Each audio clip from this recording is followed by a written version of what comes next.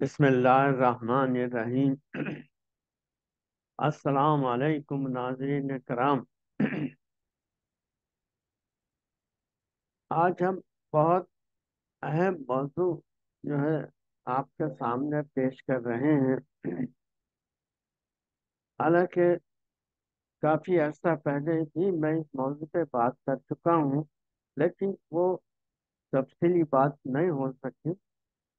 اس پر ضرور آپ غور فرمائیے کہ Sindh cooperative housing authority ordinance 1982 کے متعلق میں آپ کو بتانا چاہتا ہوں کہ یہ کئی سال سے یہ کوآپریٹو ہاؤسنگ سوسائٹی پر لاگو ہے، اور حالانکہ آرڈیننس جو ہے وہ مختصر مدت کے لیے ہوتے ہیں، اور آرڈیننس عام طور پر جب قومی اسمبلی کا اجلاس نہ رہا ہو اور سینٹ کا اجلاس بھی نہ رہا ہو اور کوئی اہم چیز ایسی ہے جس کی ضرورت پڑ جاتی ہے، تو وہ صدر جو ہے آرڈیننس کے ذریعے وہ کام کرواتا ہے۔ تو یہ بہرحال ابھی لاگو ہے، لیکن اس سلسلے میں ہاؤسنگ سوسائٹیز کے تقریباً انتظامیہ کو اس بات کا صحیح علم نہیں ہے کہ آرڈیننس سے کیا کہا گیا ہے۔ صرف ان کو اتنا علم میں بات ہے کہ صاحب ہماری سوسائٹی جو ہے وہ سپرسیڈ کر دی گئی ہے، اور مینجمنٹ کو ہٹا کے جو ہے ایڈمنسٹریٹر مقرر کر دیا جاتا ہے، اور وہ جو ہے کام کرتا ہے، اور اس اور وہ کیا کرتا ہے اور اس کو کیا کرنا چاہیے، اس کو کیا احکامات دیے جاتے ہیں، کیا اختیارات دیے جاتے ہیں جس کے تحت وہ کام کرنا چاہیے۔ لیکن ایسا عام طور پہ ہوا نہیں ہے، جس تقریباً سوسائٹیز والے جانتے ہیں، تو میں ان کے لیے یہ تفصیلی طور پر بتا رہا ہوں کہ آرڈیننس کیوں نافذ کیا گیا، اور ایڈمنسٹریٹ کے کیا اختیارات ہیں، اور سوسائٹی کے جو مینجمنٹ کو جو ہے جو ختم کی جاتی ہے یا برخاست کی جاتی ہے، تو اس کے کیا وجوہات ہیں۔ اس پر آپ کو ضرور غور فرمائیں۔ سندھ کوآپریٹو ہاؤسنگ اتھارٹی کے ذریعے انجمن کے انتظامیہ کی برخاستگی اور ایڈمنسٹر کا تقرر کرنے کا اختیار۔ ایڈمنسٹریٹر کے اختیارات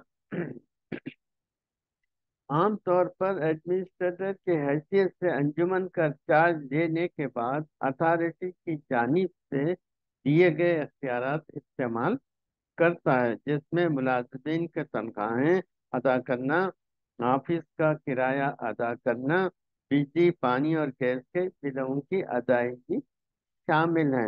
اور اس کے ساتھ جو ہے اس کو جو 1 سال کا وقت دیا گیا ہے کہ وہ اس سوسائٹی کے انتخابات کرائیں صحیح طریقے سے۔ یہ اس کا اصل کام ہے۔ اس میں ایک چیز یہ کہی گئی ہے، آرڈر میں کہا جاتا ہے کہ انجمن کی مینیجنگ کمیٹی کے جو اختیارات ہیں وہی ایڈمنسٹریٹر کو بھی حاصل ہیں۔ پہلے یہ معلوم ہونا ضروری ہے کہ انتظامیہ کمیٹی کو کون سے اختیارات حاصل ہیں۔ ضابطہ 53 میں پیش کردہ اختیارات عمومی اور قانونی نیز ان قواعد و ضوابط کے تحت حاصل کردہ اختیارات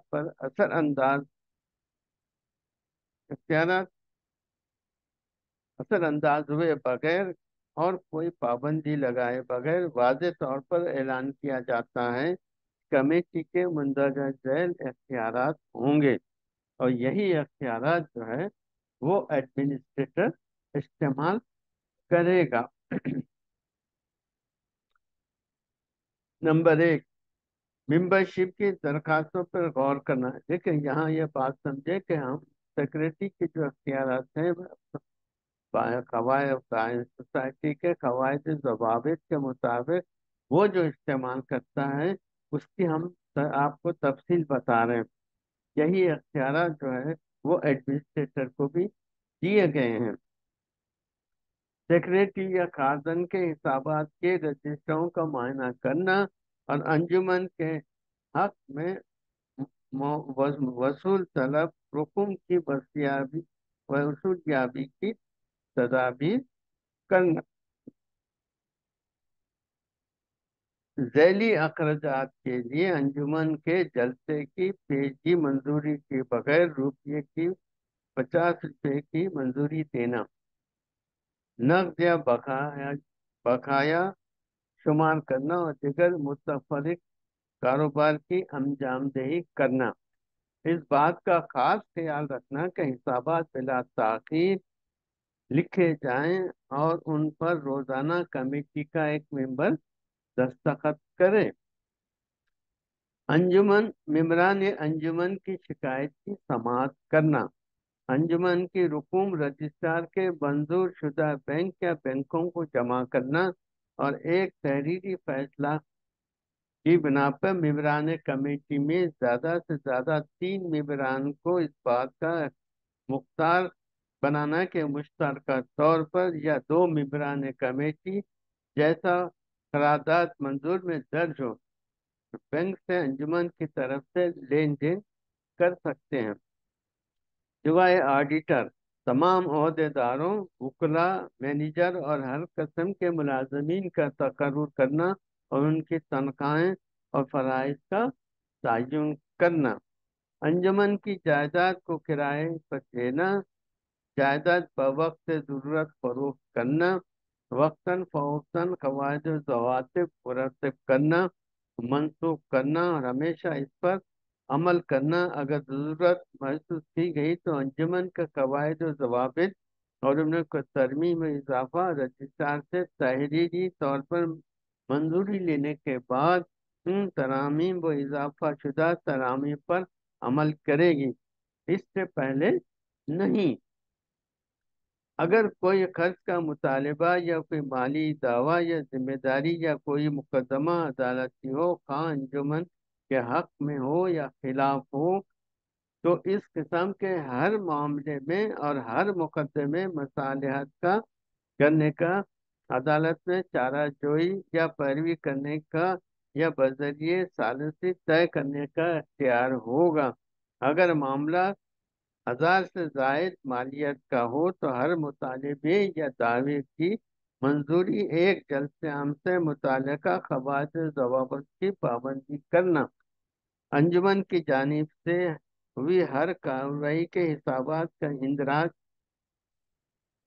کے لیے بہی کھاتے اور انجمن کے تمام جلسوں اور رویداد کی خود اپنے جلسوں کی رویداد تحریر کرنے کے لیے تمام اندراج کے لیے جن کی ان قواعد و ضوابط کسی جلسہ عام کی ہدایت کے بموجب ضرورت ہو رجسٹر مہیا کرنا۔ قواعد و ضوابط اور اور قوانین کے مطابق تمام ضروری اور مطلوبہ دستاویزی فارم فراہم کرنا اور تمام ضروری فارموں کو اپنی مرضی کے مطابق استعمال میں لانا۔ ضابطہ نمبر 37(2) کے تحت مقرر کردہ کسی عہدیدار کو معطل کرنا اور اس کی برطرفی کے لیے جلسہ عام سے سفارش کرنا اور آخری فیصلہ ہونے تک اس کا قائم مقام مقرر کرنا۔